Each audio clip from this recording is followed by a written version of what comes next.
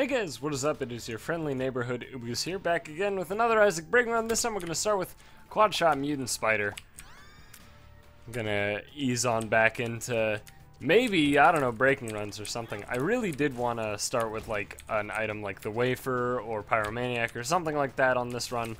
But after a very large amount of resets, I don't know, I wasn't really keeping track. I was kind of mindlessly doing it while listening to YouTube videos or something. I mean, that's what happened. There's no or something. I just felt like I needed to add something else to the sentence. And the first thing that popped in my head was, of course, filler bullshit in or something. So, there you go. You got a peek behind the curtain, a little view of my thought process right there, you know? One of the videos that I was watching, though, which I have yet to finish, because it's very long, of course. So, you guys probably know, because I've talked about it a bunch, but I really enjoyed the Game Theory YouTube channel, or Game Theorists YouTube channel. So when I refer to game theory in most of my videos, it's actually in reference to the actual game theory, right? Like what makes a game, right? Like that's game theory, and then there's game theory with MatPat, which is, you know, crazy off-the-wall ideas about video games backed up with actual proof from the video games, and they're really cool. I like all of them, for the most part. And I really like the Five Nights at Freddy's ones, which are games that I refuse to play because I don't fucking care about the gameplay. The gameplay is not interesting to me in any way. Also, I just dislike, with a very, very deep dislike. I very much don't. I don't think jump scares are a good thing. I don't think that they help anything in any medium. I feel like jump scares are just a waste of effort. I don't know. Because it just, I don't know, it's almost that it feels cheap, you know? Like if you're watching a horror movie and then there's a fucking jump scare, it feels cheap. It cheapens the horror movie. You can make a good horror movie without jump scares. Now, you can do jump scares correctly, but I'm saying in the grand scheme of things, jump scares are fairly, inconsequential, just kind of cheap, and don't really add anything, right? But again, you can do them fine, you know. Like, so obviously a lot of people know about M. Night Shyamalan and the things he does, and how horrendous a lot of it is nowadays. Reminder that there was a time where people considered him the next Hitchcock, which wasn't entirely baseless. At the time, I believe it was pretty much the Sixth Sense window, right? It was like it was within the time frame, like Sixth Sense had like just come out or something. I have I had 3 hearts. Now I have 1, so this is fine. This is great. And now I have 1 in a black heart. Awesome. And everybody was like praising him because, I mean, the Sixth Sense is incredible. Although, after the fact, we can probably look and be like, probably an accident. Probably an accident that it was actually so incredible. Maybe not, but probably. It was probably an accident. But, like, M. Night Shyamalan, even though the majority of his movies are pretty ass, one movie that I really actually tend to like, I mean, okay, if I had to pick the 3 Shyamalan movies that are, like, watchable, and I'm sure people are going to completely disagree with this, but M. Night Shyamalan's a very polarizing person, so, Sixth Sense, of course. I don't think anybody's going to be like, yeah, Sixth Sense sucked ass, fuck you. Like, that was a good movie, alright? It just was. I've never, ever in my life heard of somebody say Sixth Sense was not a good movie.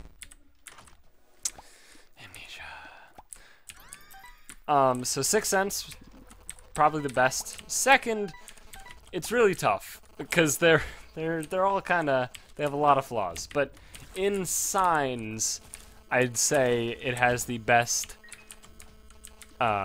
setting.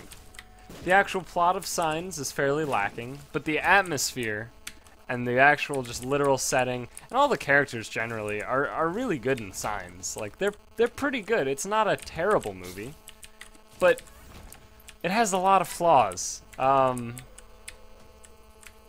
Quite a number of them being just in the writing of events. Right? Like some of the events just like seem completely meaningless, like they came out of nowhere.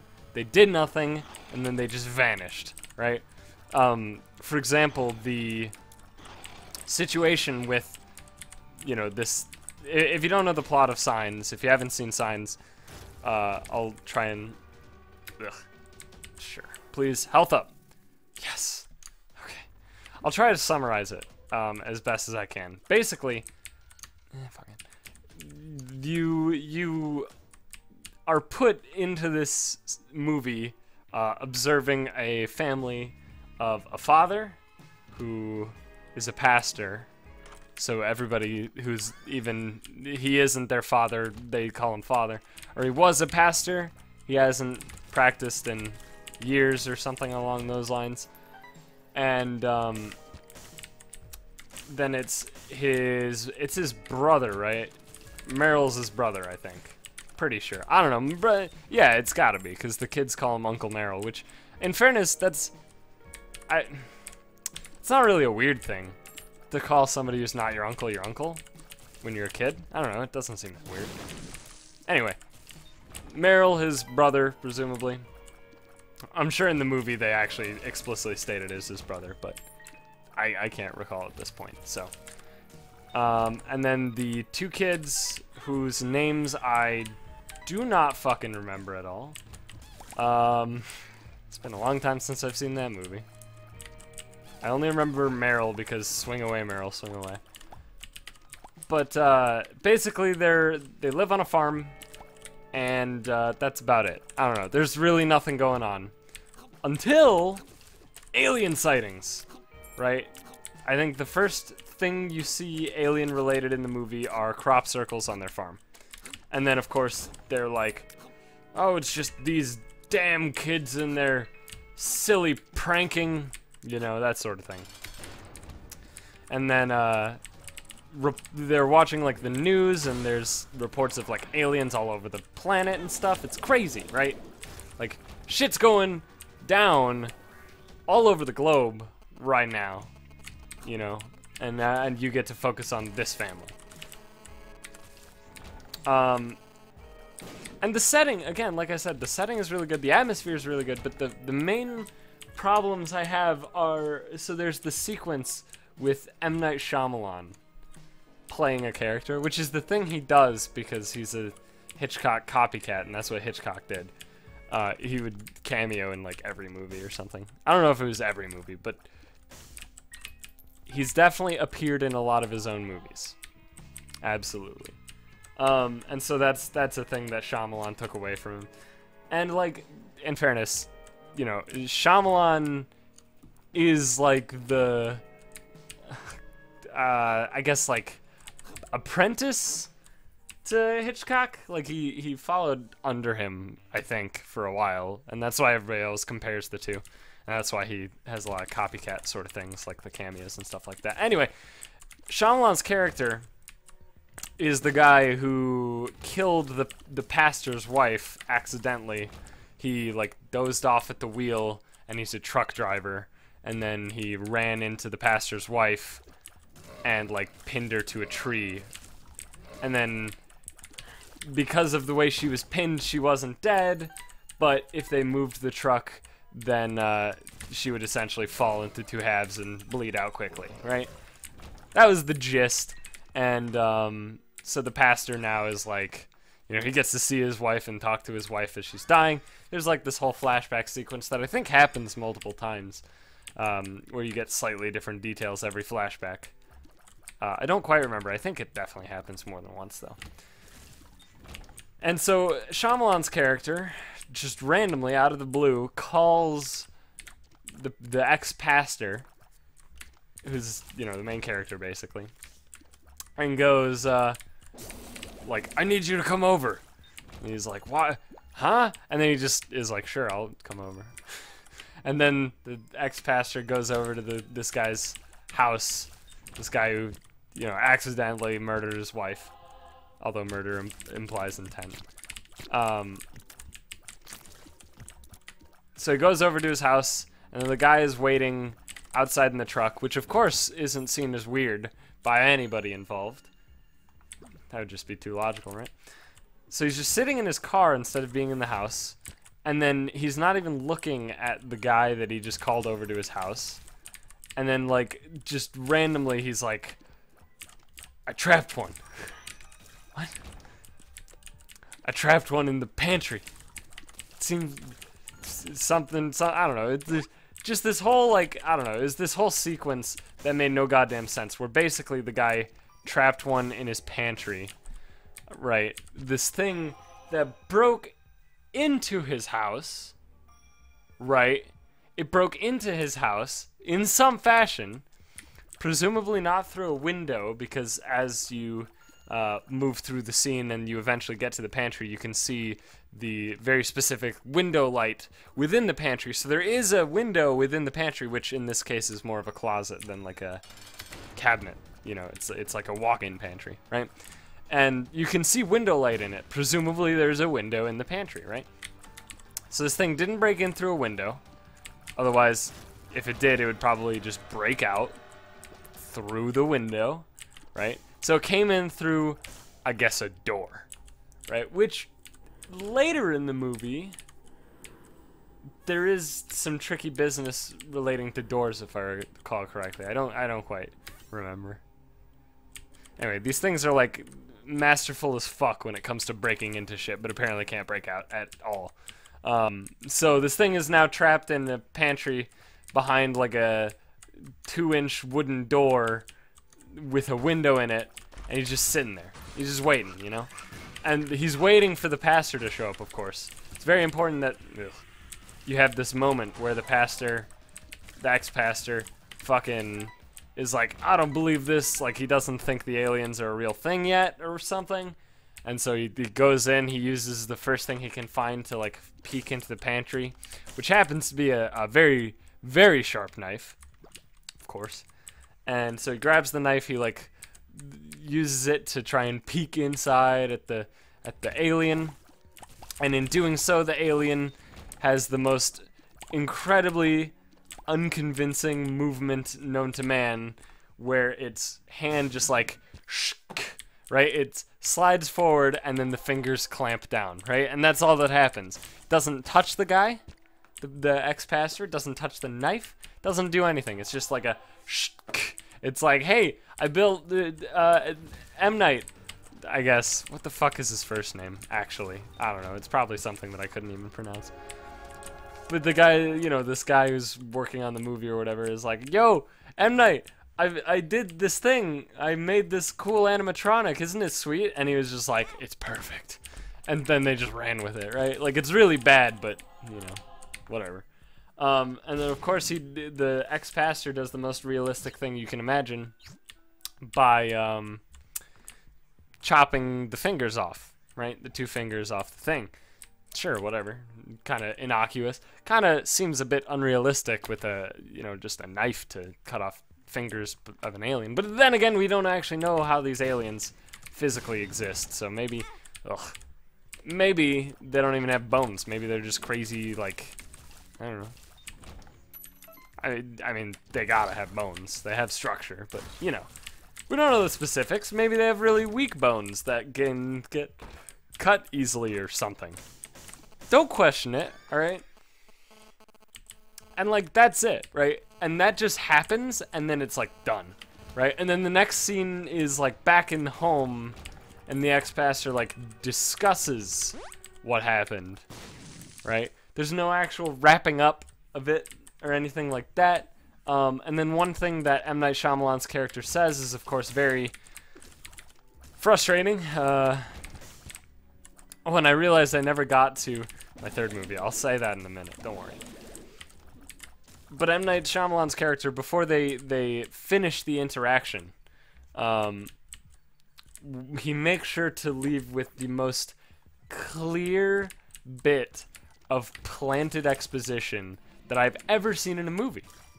Just hands down. It's impressive at how see-through it is, right? He's like, the ex-pastor is like, where are you going? Because he's in his car, his things are packed, and he's like leaving. It's like, where are you going? I'm going down to the lake. Seems like they don't like water. Oh, thanks! Alright, thanks, M. Night Shyamalan. You fucking douche. God, you fucking... Really? Fuck. You know, like, you hear that, and even the first time that you're watching the movie, you don't know the crazy, what a twist ending of, oh my god, you mean the planet that they're going to that's covered in vast amounts of water? They died of water? It burns them? Is Ipecac even good here? I'm gonna pass. You know what? I'm not even gonna reroll. I'm not even gonna. I don't even want to do boss rush. I don't even want to. So the twist ending, of course, is that they die to water or something, or like water puts them into a state of sheer pain or something like that.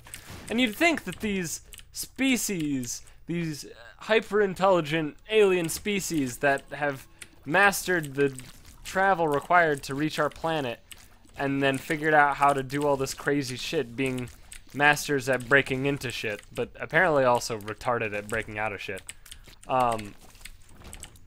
As well as all this other bullshit, like crop circles and whatever. You'd think that they'd do like a reconnaissance mission, right? They'd be like, huh, I wonder if this planet's atmosphere is inhabitable for us. Like, can we survive in it? And then they go on, and then they can breathe the oxygen, and it's fine, and everything's great and dandy. But then you think one of them would, I don't know, find water? Especially when some of the sightings were in fucking Central America. Was it Central America or South America? Regardless, places that are, you know, fairly water dense in terms of the land versus water like coverage, I guess. You know, these places where there's plenty of water, you can easily find out there's fucking water. And even if at the time you didn't know, hey, we fucking died to H2O, you'd think one of them would have accidentally had a drop of water land on them somewhere and been like, yo, shit, guys, fuck, oh god, shit, what's going on, dude? I don't fucking, what is, it's poison, it's acid, holy shit, what the fuck, right? And then they could realize, oh, maybe we shouldn't exist here, maybe we shouldn't be attacking this planet, I don't know, just a consideration, one that I just kind of came up with out of the blue, I suppose. I just don't, ugh. But I mean, the atmosphere was great.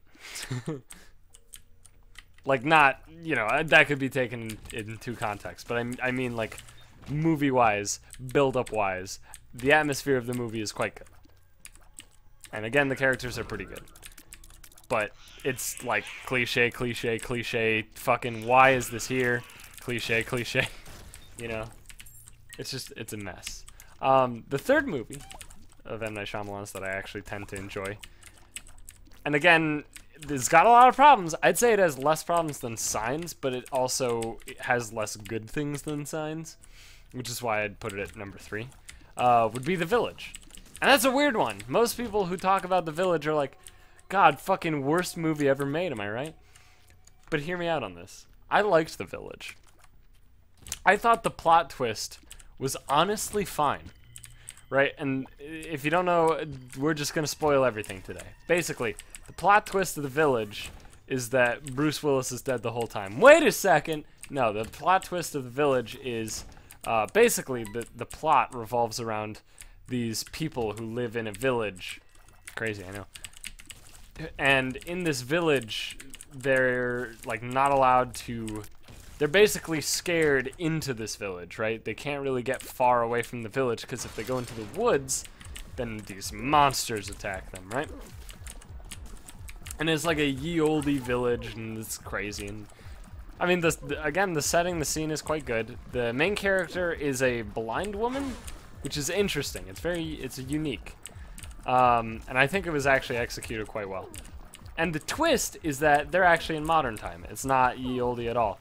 In reality, the monsters, the existence of these crazy monsters things, was actually just a creation by the village elders to stop people from leaving the village for one reason or another. There was really no explanation of motives in any way, so it doesn't, it's not a whatever. Ignore it. It's fine. And you find out because the blind woman she wants to leave the village because I think, what was it? It was like the love interest of hers got sick or something, and he needed medicine that would only be found supposedly outside the village or something weird. That it's been longer. I haven't seen the village in longer than I haven't seen Signs, so I'm a bit hazy on the details.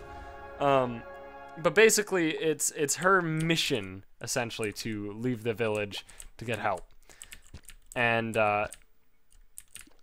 she leaves the village, and on the way out of the village, these monsters attack, and the monsters are literally just like the village elders dressed up with like a pig face and like these big long flowing robes and like tree bark and shit everywhere, and they look awesome.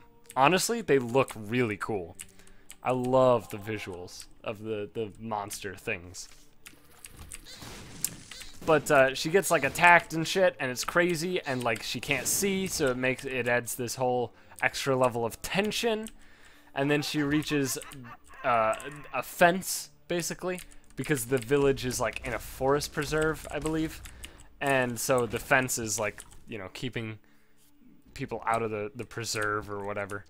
And so she reaches the fence from the inside, and she gets weirded out, like, what's this wall? And then she climbs the wall, hops down, and then just so happens that conveniently at this moment, some dude is driving by in a car, sees her hopping down, asks some sarcastic questions because of the way she's dressed. She gets really confused, and all this shit happens. I don't even remember how it concludes, frankly, but I really liked, again, the atmosphere was really good, right? The setting of the scene was very good. I don't know if anybody can really disagree with that. I thought the twist was fine. I know a lot of people who say the twist in the village might be the worst thing ever. I don't know though. It's not bad. It's definitely not like bottom 50 percentile. I guess bottom 50% because 50%. Anyway, it means a different thing entirely. But it's definitely not bottom 50% of movie twists. I mean, it's not bad. It really isn't that bad. I think. I don't know. I don't understand all the hatred for the fact that it's like, oh, it's actually current time. I thought it was fine. I thought it was handled well. I thought it made sense. It wasn't like Signs where it made no goddamn sense, and it wasn't like Lady in the Water where I just wanted my money back. It was, I mean, it was okay. It was alright. It's okay. It wasn't like, what's that movie that is coming out that is a Shyamalan movie, and I'm already anticipating to be the worst movie of all time. Shit. What is it called? It's another The Something, but I don't remember what it is. Basically, these kids are visiting their grandparents, and like they spoiled the fucking twist, which I know for a fact because they spoiled it in the commercials. That's not the actual twist, right? There's a meta twist going on somewhere in that movie. But that one, I guarantee you that everybody who sees it is gonna want their money back. Can't imagine it being even remotely good. At all. Like, in no way could it even possibly be good.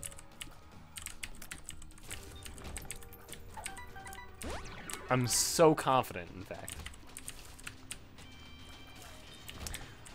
Have you noticed, though, that every fucking movie, when the people, like, can't come up with a name for a movie, They just do the something. Right? The important object in the film, right? Like, that's what they do. Every time. I'm struggling to think of examples. One that I'm thinking of right now, which is a movie I still have to see, and I'm actually really excited to see it, because I'm imagining it's pretty good. People seem to be very positive about it, but it does seem very not creative with the naming convention. It's The Gift, which has a bunch of, I don't know if A-list is the correct term, actors, but actors that I know, and I know that they've done good shit. And it looks good, honestly. I really disliked that it ripped off Sesevenin with their marketing campaign, but I guess that was the point.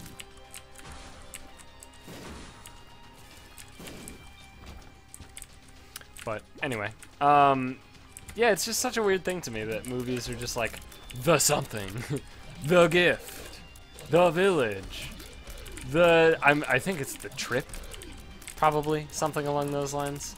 I think it's The Trip. The Shyamalan movie that I've been talking about with the grandparents and stuff. Basically, in the commercials for it, I think it's The Trip.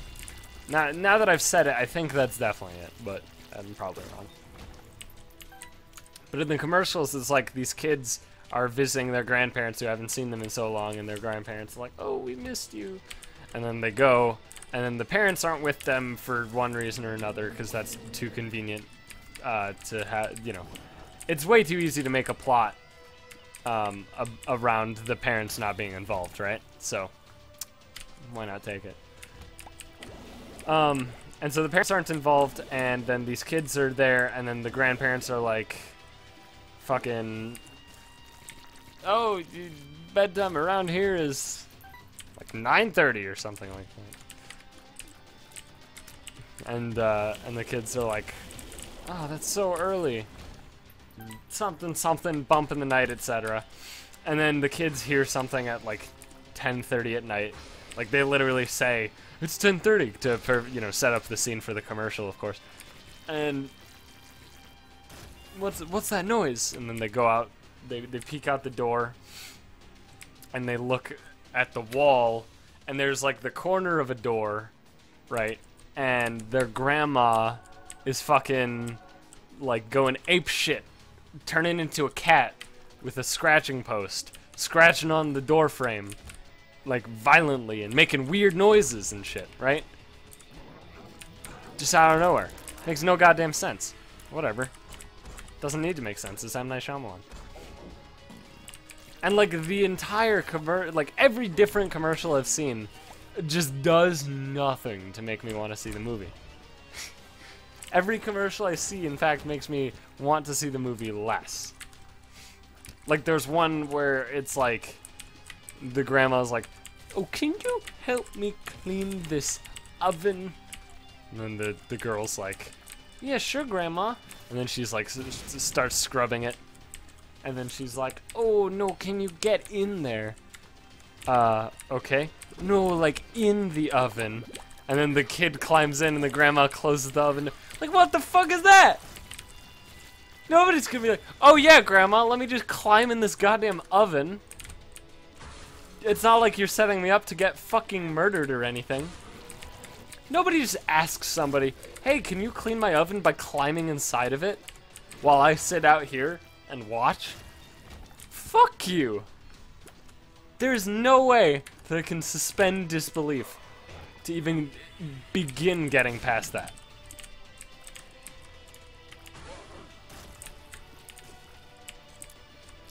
It's so fucking dumb.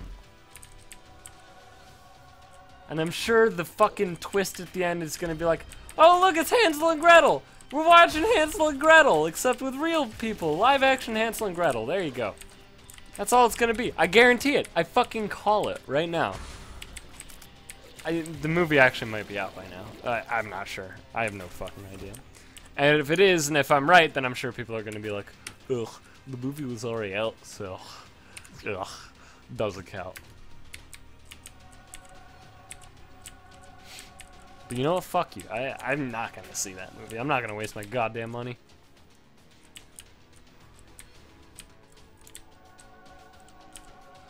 I might see it at once it goes to the Tivoli, because then it's $3 instead of like 10 to 15, depending on the day and when I go to, you know, a AMC or whatever. That's my favorite thing about the Tivoli, is just the fact that it's $3. As long as you're not seeing, I don't remember what, there's like a special, like the evening show or whatever. Matinee, is that what they call it? That one's like more money because they expect a lot more people. Which makes sense. But if you just go at a random point during the day, it's $3, which is awesome. And then of course they get you with the food prices, food and drink prices, but that's a movie theater for you. So yeah, anyway, thanks for watching, guys. How did I get on the topic of jump scares? Right, FNAF. I love FNAF lore. That's all I really had to say. That's what I meant to say at the beginning of that tangent that lasted the entire episode. Anyway, thanks for watching. Hope you enjoyed it. You know, like, comment, subscribe, do all that stuff, and I will see you guys in the next one, where, I don't know, maybe I'll actually talk about something for an entire episode that isn't a tangent to what I initially began with as the point of the... Anyway, whatever, bye!